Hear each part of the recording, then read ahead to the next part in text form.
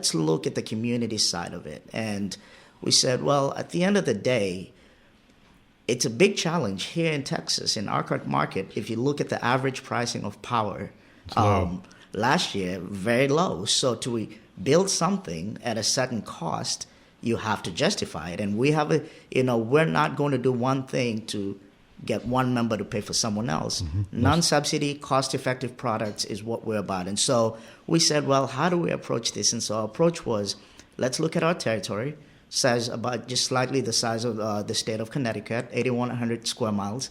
We said, okay, we've got a huge territory. You could drive around for a whole day and you still have not covered our territory. And I have a car like that. And so drives the whole day. Right. No, it takes that long for my car to get there. Just kidding. And so we said, okay, well, let's look at the system. And then we asked, how big can we go that's still cost effective? Because the idea is, if you launch a community solar program and you want full subscription, why not get it to the point it's just as competitive as retail rate? So it looks better than rooftop, what you would get in terms of a levelized cost of energy for rooftop when you look at it in comparison with your retail rate. So we said we'll make it competitive enough. So we went with 15 megawatts of distributed systems throughout our territory, strategically placing them, as Tuan talked about, where does it give us benefits on the distribution system? So that's the approach we began to take. And then we said, well, who are our partners? So we looked at schools. We looked at commercial businesses and what they could do with it. And then we said there's a residential side of it. So the schools and the businesses, different business model. Residential side, we said, well, people still like options. And so we said, how do we go about this? So we said, we're not going to just stick to one model. So we're designing a program that gives you the option to say, I am leasing, a panel, for example, or 8 panels, whatever the case, the need that person may have, and I will get the output that comes from that, and that just goes into your mix, and that's how that model plays out. So we've got that that model, and then we've got the other model where we say, I want to buy 200 kilowatts, and so I do blocks of this. And so that allows us to give a duration so someone could sign up for maybe just 2 years or 5 years, rather than saying you're stuck with something for 20 years. Well, we know that we live in a community we've got folks who've been here for generations and generations, and we know this is one of the fastest growing areas that has a lot of transient folks.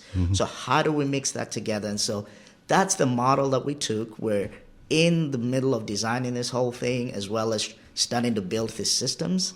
And we do believe that by the time we launch, it will be just as competitive as your retail rate. And so there's essentially, it's just saying, I want to choose this as part and be part of this thing. And then that way you could actually have part of solar without necessarily having much changed. And the reality of you could lock it in for X amount without it ever the price escalating. With customer choice. That's what people want these days. They want to be able to say, I made the choice. It wasn't you that made the choice as the utility.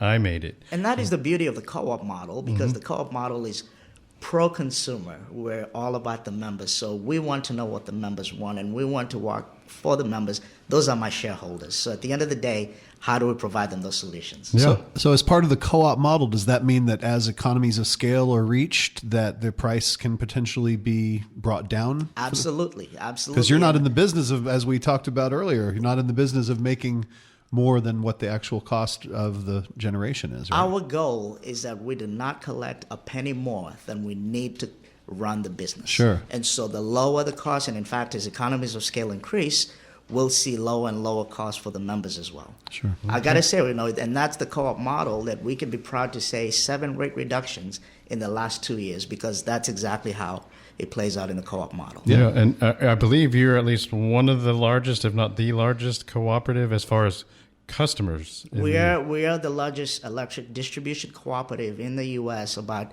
nearly 285,000 active accounts. And growing, because growing, outside of Austin. The average utility is growing about 0.7%. We're growing nearly 4%. Wow. All right. Well, if you're just joining us, you're listening to KOP. We're talking about community solar, and that was Peter Mahuro. He is with the Pertinhouse Electric Cooperative. They're just about to launch. When does your program actually launch? You Well, mentioned we're that. hoping the beginning of 2017. Okay. And just pec.coop, and you can find all the information you want on there. Good. But we're hoping that it launches at the beginning of the year. And you're